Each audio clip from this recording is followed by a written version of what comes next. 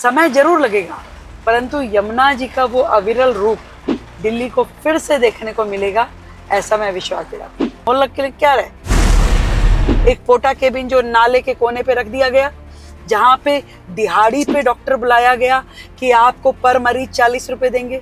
मैं आपसे पूछना चाहती हूँ, जिस डॉक्टर को पर मरीज पेमेंट मिल रही है तो वो ठीक करना चाहेगा कि बीमार करना चाहेगा? आपने कहा था कि हम यमुना को स्वच्छ बनाएंगे और यमुना आरती भी होगी और यमुना को रिवर फ्रंट की तरह से तैयार करेंगे। ये कहा नहीं था, उस और करने की दिशा में भी हम आगे बढ़ चुके हैं। यमुना जी पे कभी किसी सरकार ने उस तरीके से काम ही नहीं किया, उनकी ना इंटेंशन में था, ना उनकी वर्किंग में कभी दिखा। लगातार पुलिस प्रशासन दोनों जितने भी ऐसे अनऑथराइज तरीके से शहर में घुसे हुए लोग हैं, इलीगल तरीके से जो यहाँ अपना काम कर रहे हैं, उनको हटाने का काम चल रहा है। तो आपने कैसे इतना बड़ा स्टेप ले लिया कि झुग्गी झोंपड़ियों को हटवा दिया? आपको ये डर नहीं था कि हमारा वोट बैंक जो है इससे डिस्टर्ब हो जाएगा? विषय ऐसा नहीं है कि झुग्गियों को हटाया गया, पर कुछ। नमस्कार दोस्तों, दिल्ली केवल देश की राजधानी नहीं है बल्कि देश की धड़कन है। और जब यहाँ की कमान किसी महिला को मिल जाए तो विकास केवल होता हुआ दिखेगा नहीं बल्कि महसूस भी होगा। आज हम ऐसी एक शख्सियत से बात करेंगे जिनका राजनीतिक सफ़र 1996 में डूसू अध्यक्ष से शुरू हुआ। अनेक झंझावतों के बाद कॉरपोरेशन से होते हुए, ऊंच नीच होते हुए, संघर्ष करते हुए, समाज से जुड़े हुए, ज़मीन से जुड़े रहते हुए, जिन्होंने अलग अलग दायित्वों को संभालते हुए और आज दिल्ली की राजनीति के शीर्ष पर हैं। हम बात करें रेखा गुप्ता जी की, जो दिल्ली की मुख्यमंत्री हैं। रेखा जी, आपका स्वागत है। Thank you so much. Rekha ji, हम बात की शुरुआत करें उससे पहले हम कुछ व्यक्तिगत बातें आपसे करना चाहेंगे। जी। आप की कोई राजनीति आपको विरासत में नहीं मिली, कोई आपने कभी शायद सोचा भी नहीं होगा कि मैं राजनीति में इस शिखर पर पहुंच जाऊंगी। कैसा महसूस करती हैं जब आपने राजनीति में कदम रखा था, संघर्ष करते हुए विद्यार्थी परिषद के साथ आप जुड़ी, संघ के साथ जुड़ी, तो आपको कैसा लगता था कि कहाँ तक आपकी यात्रा चल पाएगी? कहाँ तक चल पाएगी, यात्रा क्या है, सफ़र क्या है, मंजिल क्या है, ऐसा कभी विचार मन में आया नहीं, क्योंकि ये सब इतना ऑब्वियस हुआ, इतना कैजुअल हुआ, जो कि ज़िंदगी का हिस्सा बनता गया। और कभी मंजिल के बारे में मैंने सोचा नहीं कि मुझे यहाँ जाना है या मेरा ये लक्ष्य है। ये ईश्वर ने मुझे जो मौका दिया समाज के साथ जुड़ने का, संगठन के साथ जुड़ के काम करने का, और कदम दर कदम मुझे ऐसे समय समय पे सफलता भी मिली और तकलीफ़ भी हुई, कभी असफलता भी मिली, पर मैं चलती चली गई। और ऐसा रहा कि बस सफ़र में चलते चले, जो मिल रहा है वो काम कर दो, जो दिख रहा है उसको समेट के चलते आगे बढ़ो। और उस दिशा में आगे पहुंच करके कभी इस राज्य की मुख्यमंत्री बन पाऊंगी या दिल्ली शहर की सेवा इस रूप में मिल पाएगी, ये मैंने नहीं सोचा था। मुझे ध्यान है रेखा जी, जब आप काउंसिलर नहीं भी थी तब भी आपका एक वो वार्षिक प्रोग्राम चलता था सुदामा के द्वार जी, जिसमें आप केंद्रीय मंत्रियों को भी बुलाते थे और घर घर जाकर के किसी से कपड़े इकट्ठे किए, किसी के बर्तन इकट्ठे किए और जाकर के झुग्गी झोंपड़ी क्लस्टर्स में आप बांटते थे। तो मुझे लगता है कि लोगों की जो गुड विशेस, जो उन्होंने जो आपको आशीर्वाद दिया कि जो धनाढ्य हैं, जो अफोर्ड कर सकते हैं, उनसे लेकर के समाज के अंतिम छोर पर बैठे हुए व्यक्ति तक आपने उसका जो लाभ पहुंचाया, वो सब भी शायद कहीं ना कहीं आपको इस शिखर तक पहुंचाने में मदद रहा। इसमें कोई दो राय नहीं है राकेश जी की, जीवन में अच्छे कर्म कभी मिटते नहीं हैं। और मैंने कहा ना कि मेरा मंजिल पता नहीं, मुझे रास्ता पता नहीं, पर समाज के लिए कुछ कुछ करते हुए, सोचते हुए, जो मेरे मन में आया मुझे ये करना चाहिए, मैंने चलो सुदामा द्वार जिसकी आप बात कर रहे हैं, तो ऐसे ही समझ में है कि भी दो सोसाइटीज़, उनका आपस का इतना गैप, कोई इतना सामर्थ्यवान ईश्वर ने बना दिया और किसी के पास जेब में कुछ भी नहीं है, तो थोड़ा सा उससे सहायता लेके थोड़ा उस तक पहुंचा दूं, ये प्रोजेक्ट शुरू किया। सालों तक मैंने इस पे बहुत काम किया और समाज के साथ जुड़ के, तब मैं कुछ भी नहीं थी तब भी किया, फिर मैं निगम पार्षद हुई, मैं तब भी करती रही, फिर लगातार मतलब मैंने अपने लिए कोई ना कोई प्रोजेक्ट, कोई ना कोई काम समाज के हित के लिए तय करती गई, चलती चली गई और अपने आप रास्ता सफ़र आगे बढ़ता गया। रेखा जी, 27 वर्ष का वनवास काटने के बाद बीजेपी दिल्ली में आई। लोगों की बहुत बड़ी अपेक्षाएं हैं, बहुत सारी आशाएं हैं, और पिछले जो केजरीवाल सरकार का पीरियड रहा उसमें तो लोगों ने देखा कि दिल्ली का विकास जैसे रुक सा गया। फ्रीबीज के नाम पर हर चीज़, बिजली, पानी और बाकी सब सुविधाएं फ्री दे करके उन्होंने विकास को तो गड्ढे में डाल दिया और केवल अपने वोट बैंक के लिए उन्होंने काम किया। अब जो लोगों की आशाएं, अपेक्षाएं आपके साथ में हैं, कैसे पूरा करेंगे इनको? मैं मानती हूँ कि दिल्ली में बहुत सालों तक काम ना होने की वजह से एक निराशा सी हो गई। कई बार मैं देखती हूँ कि उनकी उम्मीदें इतनी श्रिंक हो गई है, इतनी सिकुड़ गई है कि बड़ी बड़ी उम्मीदें लगाना उन्होंने सरकारों से छोड़ ही दिया। वो छोटी छोटी चीज़ों पे आ गए। मेरे घर के आगे की नाली ठीक ठाक बन जाए, मेरे गली के गड्ढे भर जाएं, मेरा सीवर ओवरफ्लो ना हो, ऐसी छोटी इच्छाओं पे दिल्ली का एक आम नागरिक आ गया था। पर मैं समझती हूँ कि समय के साथ जैसा अब हमें मौका मिला है और हम प्रत्येक समस्या के जड़ में जा कर के उसके समाधान के लिए ना केवल काम कर रहे हैं बल्कि उसका एक बेहतरीन तरीका जो हो सकता है, लेटेस्ट टेक्नोलॉजीज़ के साथ में दिल्ली की जनता को सुविधाएं मिले, बेटर फैसिलिटीज़ मिले, इंफ्रास्ट्रक्चर डेवलप हो, इन सब दिशाओं में हम लोग काम कर रहे हैं। बिल्कुल मिशन मोड पे सरकार चल रही है और स्वयं ज़मीन में खड़े होकर के एक एक योजना का क्रियान्वयन को चेक कर रहे हैं। मुझे लगता है कि समय के साथ दिल्ली उस घाव को भूल जाएगी और नए सवेरे की ओर देखेगी। रेखा जी, आपने जब चुनाव लड़ा तो आपने डबल इंजन की सरकार का बात की थी और आपको तो ट्रिपल इंजन की सरकार मिल गई। जैसे ही आपकी सरकार बनी, कॉरपोरेशन भी आपकी झोली में आ गई। तो अब तो पूरी तरह से दिल्ली आपके कंट्रोल में है और लोगों को बड़ी आशाएं हैं कि अब तो निश्चित रूप से विकास होगा। दिल्ली में इतनी सारी समस्याएं हैं, अगर हम एक एक करके बात करें तो सबसे पहले अगर हम पोल्यूशन को देखें तो दिल्ली गैस चैम्बर बनता जा रहा है। AQI जो दिल्ली का है, लोग मतलब जब कभी वो रेड में आ जाता है, कभी ऑरेंज में आ जाता है, बाहर निकलना मुश्किल हो जाता है, लोग बीमार होते हैं। तो सबसे पहले पोल्यूशन कंट्रोल के लिए आप कैसे क्या करेंगे? देखिए, क्या है कि पोल्यूशन के बहुत सारे कंपोनेंट होते हैं। डस्ट पार्टिकल एक कंपोनेंट है, व्हीकुलर पोल्यूशन दूसरा आपका है, और उसके अलावा जो बायोगैस जो हैं, जो पूरे इस एनवायरनमेंट में रहती हैं, जो खुले में लोग लकड़ी जलाते हैं, कूड़ा जलाते हैं, चूल्हा जलाते हैं, वो एक तीसरा पार्टिकल है। और हर दिशा में काम करना चाहिए, ऐसा हमने एक्सपर्ट्स की टीम के साथ में बैठ करके इसका, क्योंकि इतने सालों तक सरकारें रही पर कभी भी पॉल्यूशन की समस्या का समाधान तो हुआ नहीं। चाहे कभी ऑड इवन किया हो, कभी कुछ और किया हो, पराली कर देंगे, कभी नहीं हो पाया। आज भी वही समस्या खड़ी थी। पर पहली बार सरकार ने इस इनिशिएटिव को आगे पहुंचाया। इसकी डीप स्टडी में जाकर के जब हमने देखा कि सबसे बड़ा कारण तो आपका व्हीकुलर पॉल्यूशन है, तो हमने पूरा अपना जो पब्लिक ट्रांसपोर्ट है इसको EV पे लेकर के आने की योजना बनाई। और आज मुझे खुशी है कि दिल्ली में लगभग 2000 बसेस इलेक्ट्रिक व्हीकल के रूप में दिल्ली की जनता को हम समर्पित कर पाए।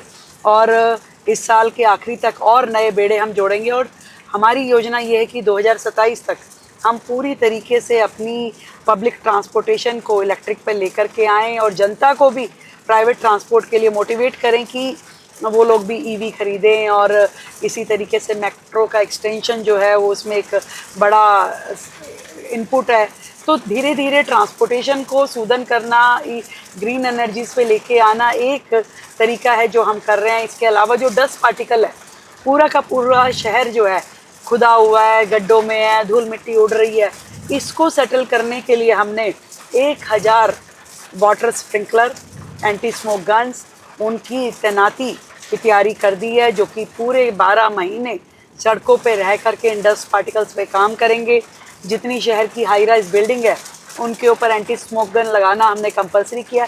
तो हर दिशा में हम लगे हैं और हमारी पूरी कोशिश है कि कैसे भी करके धीरे धीरे शहर का जो AQI है वो कम आए और इसमें हम बेहतरीन रिजल्ट दे सकें।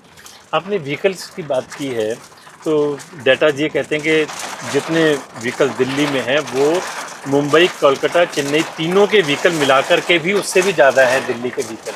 और यही वजह है कि दिल्ली में ट्रांसपोर्ट सिस्टम इतना ख़राब हो चुका है कि एक जगह से दूसरी जगह जाने में जहाँ 10 मिनट लगना चाहिए वहाँ कई बार आधा घंटा और 1-1 घंटा लग जाता है। जगह जगह ट्रैफिक जाम एक बहुत बड़ी समस्या बनी हुई है। अरविंद केजरीवाल ने एक फार्मूला निकाला था ऑड इवन का, पता नहीं कितना सक्सेस रहा कितना नहीं रहा। ये जो ट्रैफिक जाम की समस्या है इसके लिए कैसे क्या करेंगे? देखिए, ट्रैफिक जैम का कहीं ना कहीं जुड़ाव वही है कि आपको दिल्ली की सड़कों से एक तो ट्रैफिक कम हो, यानी कि व्हीकल्स कम हो, वो देखना पड़ेगा। तो उसमें पब्लिक ट्रांसपोर्ट को बेहतरीन करके, उसको मजबूत करके, मेट्रो की कनेक्टिविटी से आपकी बसेस की कनेक्टिविटी, ई ऑटो, ये सब एक उसका समाधान है जो हम करने वाले हैं। और इसके अलावा भी कई बार दिल्ली की सड़कों पे जो ट्रैफिक हर्डल्स है, एक पत्थर पड़ा है, पड़ा ही हुआ है, कोई हटाने वाला नहीं है। कहीं बॉटल नेक है तो बॉटल नेक पे कोई वर्किंग करने वाला नहीं था। आपने फ्लाईओवर बना दिया, उसके नीचे जाकर के कहाँ गाड़ियाँ अटक गई, कोई देख ही नहीं रहा था। मल्टीपल जो एजेंसी सिस्टम है दिल्ली का, वो बहुत ही नुकसानदायक वो स्थिति थी। पर अब ईश्वर की कृपा से और दिल्ली की जनता के आशीर्वाद से जो ये सरकार बनी है, जिसमें सभी घटक जुड़ करके काम कर रहे हैं, आज डीडीए हो, एमसीडी हो, पीडब्ल्यूडी हो, एनडीएमसी हो, हर एजेंसी को हम बिठा के एटलीस्ट बात करने की स्थिति में है। हम उनसे बुला करके बात कर रहे हैं कि हमने पूरी दिल्ली के जितने भी ट्रैफिक हर्डल के पॉइंट्स थे, लगभग 550 पॉइंट हमने निकाले, कहाँ किस कारण से ट्रैफिक जैम होता है, उसके निवारण क्या क्या है। कहीं बहुत छोटा सा कुछ करने से ही आपका प्रॉब्लम सोल्व हो रहा है, और कहीं पे आपकी बड़ी योजना है तो बड़ी योजनाओं का क्रियान्वयन हो और छोटी हर्डल्स को हटाया जाए। इस पे अब हम काम कर रहे हैं और धीरे धीरे दिल्ली को सूदन करने के लिए प्रक्रियाएं तेज हो रही है। अभी पिछले दिनों आपने कुछ झुग्गी झोंपड़ी क्लस्टर्स भी हटवाए, उसको लेकर के उसका राजनीतिक लाभ लेने के लिए आम आदमी पार्टी ने आंदोलन भी चलाया। झुग्गी झोंपड़ी क्लस्टर जनरली पॉलिटिकल लोगों के वोट बैंक होते हैं और किसी की हिम्मत नहीं होती कि उसको हटाए या उसको हाथ भी लगाए। और वैसे भी हम कई बार देखते हैं कि उनको क्लस्टर्स को हटा करके और उनको दूसरी जगह स्थानांतरित करते हैं, उनको फ्लैट देते हैं, लेकिन वो फिर दोबारा से कहीं ना कहीं झुग्गियों में आ जाते हैं। तो इसके लिए आप कैसे करेंगे, और आपने कैसे इतना बड़ा स्टेप ले लिया कि झुग्गी झोंपड़ियों को हटवा दिया? आपको ये डर नहीं था कि हमारा वोट बैंक जो है इससे डिस्टर्ब हो जाएगा? देखिए, एग्जैक्टली आप जो कह रहे हैं कि झुग्गियों को हटाया, विषय ऐसा नहीं है कि झुग्गियों को हटाया गया, पर कुछ ऐसे पॉइंट जो कोर्ट के आदेश के साथ और दिल्ली की पर्टिकुलर समस्या, जैसे 2-3 एग्जाम्पल मैं बताती हूँ। रेलवे लाइन पे बसे हुए मकान जो झुग्गी, अब रेलवे आपकी वहाँ से वंदे भारत चल रही है, आपकी बाकी ट्रेन चल रही है, आपको सिग्नल दिखाई नहीं दे रहा, और लोग रेलवे लाइन पे ऐसे घूम रहे हैं जैसे घर की बगल की गली में घूमते हैं। एक्सीडेंट होने का खतरा है, लोग बच्चे आ जाए, बड़ा आ जाए। तो कोर्ट के आदेश से ऐसी झुग्गी जो रेलवे फाटक पे बसी हुई थी उसको हटाया गया, उतना हिस्सा जो कि बिल्कुल ही क्लोज सर्किट में था रेलवे लाइन के। इसी तरीके से जो झुग्गी नाले के ऊपर बसी हुई है, नाला साफ नहीं हो पा रहा, ओवरफ्लो हो रहा है, वो भी उसमें मान लो कोर्ट के आदेश थे तो उनको हटाने का काम हुआ 2-3 जगह पे। या तीसरी कैटेगरी जिनको मकान दे दिए सरकार ने ऑलरेडी, आपको मकान मिल गए तो आपको वो जगह खाली करनी पड़ेगी। जब आपको सरकार ने इतने 50-50 लाख रुपए के मकान, लाख-सवा लाख रुपए की नॉमिनल फीस पे दिए हैं, तो इस तरह का है। अदरवाइज़ हमारा पूरी तरीके से दिल्ली की झुग्गी वासियों से वादा है कि आपको बेहतर सुविधाएं देते हुए आपको पक्के मकान देना हमारा कर्तव्य भी है और हमारी कमिटमेंट भी है, हमारा फ़र्ज़ भी है। और उसी दिशा में लगातार प्लानिंग हो रही है। जहाँ झुग्गी वहाँ मकान की बात भी हमने कही। अब उससे भी बेहतर और भी विकल्प की जो बिल्कुल ही आपकी पेरिफ्री में चीज़ें डेवलप हो सकती है तो वो भी हम कर लें। और क्योंकि कई बार क्या होता है, जहाँ झुग्गी वहाँ मकान के चक्कर में आपकी झुग्गी के लोगों को पहले कहीं ले जाना पड़ेगा उनको मकान, तब वहाँ मकान बन पाएंगे। तो लोग उतना भी नहीं चाहते कि हम 2 साल के लिए वो जगह छोड़ के जाएं, पता नहीं कल को क्या हो जाए। तो और इसके समाधान, क्योंकि एक वाइड स्टडी है, दिल्ली में 675 झुग्गी क्लस्टर हैं, लाखों रेजिडेंट हैं, इन सब का समाधान क्या और क्या है। जो एलिजिबिलिटी है वो एलिजिबिलिटी भी एक बड़ा इसमें क्वेश्चन मार्क है, जो पहले कभी बनाई गई थी कि जिसमें ये कहा जाता है कि 2015 से पहले का जो रेजिडेंट है उसी को मकान दिया जाएगा। तो कई लोग उस क्राइटेरिया में नहीं आ पाते हैं, वो छूटते हैं, तो वो हल्ला मचाते हैं कि हमें नहीं दिया जा रहा। तो समस्या है इस शहर की अपनी है, बहुत सारी है। कल कोई 2 महीने पहले आके बसा है, वो सोचता है मुझे भी इतना ही अधिकार मिला है जो 20 साल पहले से रह रहा है। तो दोनों बराबर तो नहीं हो सकते, तो फ़र्क तो आएगा। तो इसलिए एक कॉमन पॉलिसी, कॉमन योजना बना करके समाधान दिया जाना चाहिए जिस पे हम काम कर रहे हैं।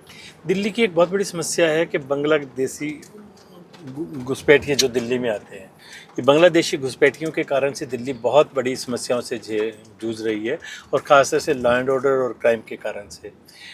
उनको आइडेंटिफाई करके बाहर भेजने का पिछले दिनों एक अभियान भी चला था, लेकिन बहुत कम संख्या में ऐसे लोगों को आइडेंटिफाई करके भेजा गया है। इसके बारे में कुछ आप लोग करने वाले हैं? लगातार कर रही है पुलिस और प्रशासन, दोनों मिलके लगातार इस विषय पे काम कर रहे हैं। और ऐसे लोग जो आकर के बेतरतीब तरीके से शहर में कहीं भी घुस गए हैं और पूरे शहर की व्यवस्था को बिगाड़ रहे हैं, वो कहीं घर बना लिया, कहीं कुछ नकली डॉक्यूमेंट बना लिए, कोई कुछ भी जो उनको रोज़गार समझ में आता है उसमें घुस जाते हैं।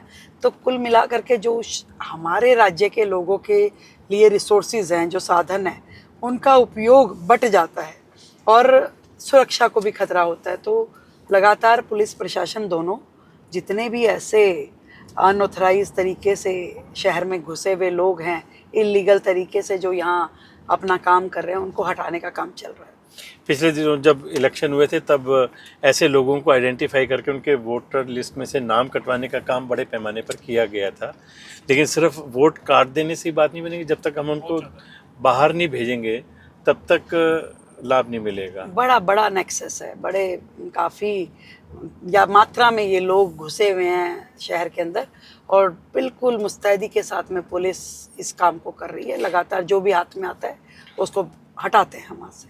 और कुछ तो उन्होंने ना जी पॉकेट आइडेंटिफाई कर ली हैं कि यहाँ पर हमें मेजोरिटी में रहना है, और वहाँ पर हिंदुओं का रहना मुश्किल हो जाता है, और वो हिंदू अपनी प्रॉपर्टी उन्हीं मुसलमानों को, उन्हीं बांग्लादेशियों को बेच करके ट्रांसफ़र हो जाते हैं। उसके कारण से और ज़्यादा समस्याएं आती हैं। ये भी समस्या है, और मुझे लगता है कि आने वाले समय में इस पे और भी ज़्यादा नकेल कसी जाएगी, और इस समस्या को धीरे धीरे हम समाधान की ओर लेके जा पाएंगे। रेखा जी, दिल्ली में वैसे हम मानते हैं कि शिक्षा एक व्यवसाय नहीं, एक सेवा का काम है, लेकिन दिल्ली में बहुत सारे लोगों ने शिक्षा को व्यवसाय बना लिया है, और फीस ना देने के कारण से बच्चे को स्कूल से बाहर निकाल देना, उसको पनिशमेंट देना, उसको एग्ज़ाम में नहीं बैठने देना, इस तरह की बहुत सारी शिकायतें आपके पास भी आ रही होंगी, और ये एक बहुत बड़ी समस्या बन चुका है। तो ये एजुकेशन सेक्टर को कैसे इसको कंट्रोल किया जाए? देखिए, क्या है कि दिल्ली के जो प्राइवेट स्कूल्स हैं, उनके लिए फ़ीस बढ़ाने के लिए या कोई एक प्रोसीजर क्या होना चाहिए, उसके लिए दिल्ली में कोई कानून है ही नहीं। दिल्ली जो है 1973 के दिल्ली स्कूल एक्ट से गवर्न होती है, और उस कानून में कहीं पे भी नहीं लिखा कि दिल्ली के स्कूलों को फ़ीस कैसे बढ़ाई जानी चाहिए। तो एक ही लाइन लिखी है कि आप फीस बढ़ाइए और डायरेक्टर एजुकेशन को बता दीजिए। जब दिल्ली में ऐसा कोई कानून ही नहीं था जिसके माध्यम से दिल्ली की फ़ीस रेगुलेट होती या उनको रोका जाता कि आप फीस नहीं बढ़ा सकते, तो आप कैसे समाधान देते? पहली बार कोई ऐसी सरकार आई है कि जिसने इस पे काम किया। हमने एक एक्ट लेकर के आए हम, जिसमें हमने पूरा प्रोसीजर डिफ़ाइन किया कि यदि आप फीस बढ़ाना चाहते हैं तो आपको क्या करना होगा। उसमें आपको जो कंसर्न पार्टीज़ हैं, चाहे वो पेरेंट्स हैं, टीचर्स हैं, मैनेजमेंट है, आपको उनकी मीटिंग बुलानी पड़ेगी, उसमें बातचीत रखनी पड़ेगी, मेजॉरिटी से मतलब सबकी सहमति होगी तो आप कर सकते हैं। पूरा कितने साल में कर सकते हैं, और मतलब हर चीज़ उसमें क्लैरिटी के साथ हम उस एक्ट में लेके आए हैं, जो आने वाले विधानसभा सत्र में हम उसे रखेंगे भी, और अभी उसको हमने ऑर्डिनेंस के नाते सरकार के पास भेजा हुआ है। आपने अभी मोहल्ला क्लिनिक का नाम बदल के आरोग्य मंदिर कर दिया है, और जब शुरू में रिपोर्ट आई थी कि मोहल्ला क्लिनिक में कई जगह तो वो 3-4 तरह की दवाइयाँ थी, वही सबको बांटते रहते थे। कई जगह तो स्टेथोस्कोप ही नहीं थे, कई जगह तो एक्सरे लेकर के आएंगे तो एक्सरे लगा करके देखने के लिए जो स्टैंड होना चाहिए वो ही नहीं होता था। आपने जो आरोग्य मंदिर बनाया है, ये कैसे मोहल्ला क्लिनिक से डिफरेंट है? देखिए, पहली बात तो हमने उसका नाम बदल के आरोग्य मंदिर नहीं किया। आरोग्य मंदिर केंद्र सरकार की वो योजना है जिसके लिए केंद्र सरकार ने पिछले 4 साल से दिल्ली सरकार को 2400 करोड़ रुपए दे रखे थे कि आप पूरे शहर में आरोग्य मंदिर बनाइए, जो कि एक पूरा बड़ा वास्ट विज़न के साथ में था, जिसकी बड़ी यूनिट्स हैं, जिसके अंदर इनबिल्ट ना केवल प्रिवेंशन बल्कि क्योर के भी सारे इंस्ट्रूमेंट हैं, जहाँ दवाई है, जहाँ डॉक्टर है, जहाँ नर्सिंग है, जहाँ पैरामेडिकल स्टाफ है, जहाँ इनबिल्ट लैब है, जहाँ के टेस्ट आपके खुद हो सकते हैं, जहाँ पे फैमिली प्लानिंग के भी साधन वहाँ पे उपलब्ध हैं, वहाँ पे आप बुज़ुर्गों की केयर टेकिंग भी है, तो हर तरह की वैक्सीनेशन के भी वहाँ पे पूरे इंतजामात है। तो आरोग्य मंदिर एक बड़ा कंसेप्ट है जो पक्की बिल्डिंग में, पक्के स्ट्रक्चर के साथ में बेहतर सुविधाएं और स्टेबिलिटी के लिए दिया गया है। तो उसका कोई कंपैरिजन ही नहीं है मोहल्ला क्लिनिक। मोहल्ला क्लिनिक क्या है? एक पोटा केबिन जो नाले के कोने पे रख दिया गया, जहाँ पे दिहाड़ी पे डॉक्टर बुलाया गया कि आपको पर मरीज 40 रुपए देंगे। मैं आपसे पूछना चाहती हूँ, जिस डॉक्टर को पर मरीज पेमेंट मिल रही है तो वो ठीक करना चाहेगा कि बीमार करना चाहेगा? तो वो गिनता है, और गिनने के बाद भी उसकी अकाउंटेबिलिटी क्या है कि आपने दिन में 20 मरीज देखे। आप लिख के दे रहे हैं डॉक्टर, इतना करप्शन का अड्डा था वो, जहाँ पे आप कह रहे हैं मैंने तो दिन के 100 मरीज देख लिए, मैंने तो 150 मरीज देख लिए, या फिर किराए के छोटे छोटे कमरे कई जगह ले लिया, उसका 10-10 गुना ज़्यादा किराया दिया गया, या फिर ऐसा स्टाफ आपने कह दिया कि मल्टीपर्पज़ है जी, वही झाड़ू भी लगाएगा, वही नर्सिंग भी करेगा। तो ऐसे थोड़ी ना होता है। आपने मजाक बना दिया दिल्ली की जनता को सेवा सेक्टर में। आपने हेल्थ सेक्टर का इतना मतलब मॉड्यूल पेश किया कि हमने पता नहीं क्या कर दिया, पर उसका लाभ क्या मिला? आप एक पट्टी करा नहीं सकते जिस मोहल्ला क्लिनिक में, उसको आप मॉड्यूल करके बता रहे हैं कि जी ये तो दिल्ली का हेल्थ मॉड्यूल है। तो ये कोई कंपैरिजन नहीं है मोहल्ला क्लिनिक का और आरोग्य मंदिर का। आरोग्य मंदिर एक बहुत ही बेहतरीन मेडिकल इंफ्रास्ट्रक्चर है, और हर पूरी दिल्ली में 1100 से ज़्यादा यूनिट बनना एक तरीके से प्राइमरी हेल्थ सेक्टर के लिए बहुत बड़ी अचीवमेंट है। रेखा जी, उत्तर प्रदेश के मुख्यमंत्री योगी जी बुलडोज़र बाबा के नाम से जाने जाते हैं कि अगर कहीं भी किसी ने सरकारी संपत्ति को नुकसान पहुंचाया है या किसी ने भी कहीं उद्दंडता की है तो कोर्ट तो बाद में फैसला देगा, पहले तो उसका घर गिरा दो। ये एक उन्होंने मुहिम शुरू की और उसका कहीं ना कहीं असर भी नज़र आया। लोगों में अनुशासनात्मक रवैया अपनाना शुरू किया और एक लोगों में डर भी फैला कि अगर हम गलत काम करेंगे तो पहले तो कोर्टों में लटके रहते थे, लेकिन अब तो तुरंत कार्रवाई हो जाती है। तो ऐसा कुछ दिल्ली में आप करने वाले हैं कि अगर कहीं कोई दंगा होता है, कहीं कोई डिसिप्लिन तोड़ रहा है, कानून का उल्लंघन कर रहा है, तो आप तुरंत उसको पहुंच गए बुलडोज़र लेकर के और तहस नहस कर दिया ताकि उसको समझ आ जाए और उसके कारण से बाकी लोगों को भी शिक्षा मिलती है। देखिए, दिल्ली और उत्तर प्रदेश में बड़ा फ़र्क है। दिल्ली एक यूनियन टेरिटरी है, फुल फ्लेज राज्य नहीं है। दिल्ली में अलग अलग एजेंसीज़ हैं। दिल्ली वो शहर है जहाँ पे high court, supreme court, local court सब लोग रहते हैं, जहाँ एनजीटी से लेके सभी मानक अपने अपने काम करते हैं। तो दिल्ली में ऐसा नहीं है कि हम अब उस तरीके से उस स्वच्छंदता के साथ काम कर सकें, परंतु हाँ, नियमों का उल्लंघन ना हो, प्रक्रियाओं का पालन हो, सिस्टम में ट्रांसपेरेंसी आए, इसके लिए ज़रूर हम काम करेंगे। दिल्ली में क्राइम रेट कम से कम हो और लोगों को चैन की नींद से सो सके। दिल्ली पुलिस आपके अंडर में नहीं आती है, लेकिन क्योंकि केंद्र में भी आप ही की सरकार है तो एक तरह से दिल्ली पुलिस आप ही के अंडर में है, तो क्राइम रेट कम हो सके और ख़ासतौर से महिलाओं की सुरक्षा, उस दृष्टि से कुछ कर रहे हैं? बिल्कुल कर रहे हैं। पुलिस और अच्छे तरीके से जो विषय हैं उनको डील कर सके, इसके लिए हमने पूरे के पूरे सिस्टम को इजी करने के लिए जहाँ जहाँ ज़बरदस्ती फुली ऑक्यूपाइड थी पुलिस, उससे वहाँ से हटाया है। जैसे लाइसेंसिंग प्रक्रिया से हमने पुलिस को अब पूरी तरीके से हटा दिया है, ताकि जो काम पुलिस का एक्चुअल में है वो बेहतरी से वही करे।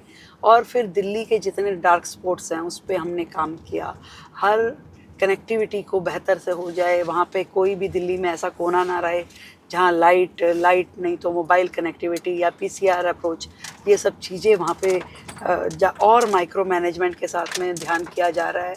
और हर चीज़ में मतलब ना केवल पुलिस बल्कि फायर इंस्ट्रूमेंट, हर चीज़ पे हम उसको मॉडर्नाइज़ करते हुए उसका जो उसमें टेक्नोलॉजी हम यूज़ कर रहे हैं उसको और अपडेटेड तरीके से यूज़ करते हुए हम चीज़ों को कर रहे हैं। देखा जी, दिल्ली आपने जब इलेक्शन लड़ा तो यमुना का मुद्दा भी आपने खूब ज़ोर शोर से उठाया था कि यमुना मैली है, यमुना को नाला बना दिया गया। यमुना बिल्कुल ही जो हमारी एक पवित्रता की एक प्रतीक है, उसको केजरीवाल सरकार ने कुछ नहीं किया, हज़ारों करोड़ रुपये खर्च भी कर दिया, लेकिन यमुना यूं की यूं वैसे की वैसी प्रदूषित रही है।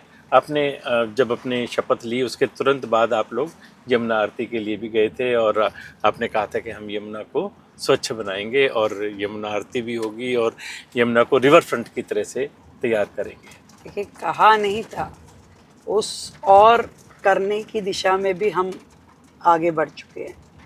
यमुना जी पे कभी किसी सरकार ने उस तरीके से काम ही नहीं किया। उनकी ना इंटेंशन में था, ना उनकी वर्किंग में कभी दिखा। यमुना देश के लोगों की आस्था का प्रतीक है, एक हमारा इतिहास का गौरव भी है और परंपरा का प्रतीक भी है। इसे साफ करना, इसको अविरल इसका रूप होना हमारी बहुत बड़ी प्रतिबद्धता है और लगातार हमने सरकार बनते ही इस और काम करना शुरू किया। वो सारी चीज़ें जो यमुना की सफाई के लिए ज़रूरी थी उसको हमने लागू करना शुरू किया। ये ध्यान में आया कि लगभग 200 नाले ऐसे हैं जो किसी ना किसी रूप में जाकर के यमुना जी में सीधा गिरते हैं, बिना किसी सफाई के, बिना किसी डिसल्टिंग के। तो यमुना को साफ़ करना है तो उन नालों को टैप करना ज़रूरी है, उन नालों की सफाई ज़रूरी है, उस नालों को साफ़ करके उसका BOD लेवल ठीक करके उसमें गिरना चाहिए। आज तो पूरा का पूरा दिल्ली शहर ऐसा है जहाँ पे आधी से ज़्यादा आबादी तो बिना सीवर लाइन के रह रही है। जहाँ शहर में सीवर नहीं है, जहाँ सीवर का पानी नालियों में बहता है, नाली यमुना जी में गिरती है, उसके लिए सफाई अभियान के मानक क्या हों, ये भी अपने आप में एक बहुत बड़ा काम था जिस पे हम लगातार काम कर रहे हैं। हमने दिल्ली के जितने बड़े नाले हैं उन पे टैप करने का काम फेजेस वाइज शुरू किया है। हम नए STPs जो डिसेंट्रलाइज STP हैं, सीवेज ट्रीटमेंट प्लांट, हम वो लगा रहे हैं। जो वर्तमान के STPs थे उनको रिवाइव कर रहे हैं, क्योंकि 38 STP दिल्ली में थे परंतु काम उनमें से 10 भी नहीं कर रहे थे। आपका पूरा का पूरा नाले का सीवेज जैसा कैसा चल रहा था। समय जरूर लगेगा परंतु यमुना जी का वो अविरल रूप दिल्ली को फिर से देखने को मिलेगा, ऐसा मैं विश्वास दिलाता हूँ। देखा जी, आपसे विकास के अलग अलग मुद्दों पर हमने बातचीत की और आपका थॉट बड़ा क्लियर है, आपका विज़न बड़ा क्लियर है कि किस डायरेक्शन में हमें जाना है और किस समस्या को हमने कैसे हल करना है। अब मैं 2-3 चीज़ें आपसे ऐसी पूछना चाहता हूँ जिनका जवाब आप देना चाहें तो दें, नहीं देना चाहें तो आप टाल भी सकती हैं। आप जब दिल्ली के चुनाव बीजेपी जीत गई तो मुख्यमंत्री का सिलेक्शन होना था, आपसे सीनियर भी बहुत सारे लोग थे, लेकिन उनको इग्नोर करके आपको मोदी जी ने दिल्ली की कमान दी। बहुत कुछ सोच समझ करके ही किया होगा, क्योंकि वो जो विज़न है उनका, जिस ढंग से वो देश चला रहे हैं, वो अपने आप में अद्वितीय, अकल्पनीय है। लेकिन मुख्यमंत्री बनने के बाद में आपको लगा कि कुछ लोगों के मन में जेलसी रही होगी, कुछ लोगों के मन में एक भावना ये रही होगी कि मुझे मुख्यमंत्री बनना था और बन गई ये, तो मैं क्यों कोऑपरेट करूं? इस तरह का आपका अनुभव रहा? देखिए, आपके बातों में 3-4 तरह के सवाल हैं। क्यों बनाया ये तो पार्टी जाने, पर बनाया है इसलिए मेरा फ़र्ज़ है कि मैं अपना मैक्सिमम आउटपुट दूं, अपने बेस्ट एफर्ट्स लगाऊं, ईमानदारी और शिद्दत के साथ में दिल्ली की जनता का सेवा करूं। और जहां तक बाकी साथियों की बात है, उनके सहयोग की बात है, तो मैं इतना ज़रूर कह सकती हूं कि ये टीम मोदी है।